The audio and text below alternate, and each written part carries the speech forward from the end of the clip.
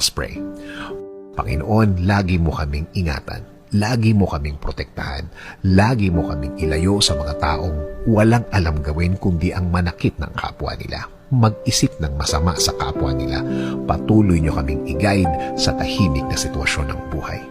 Itinataas po namin ang lahat ng sakit, lahat ng pasakit, lahat ng mga umiiyak kaming mga gabi. Palitan niyo po ito ng isang payapang puso at payapang buhay. Patuloy niyo kaming alagaan laban sa mga taong ito.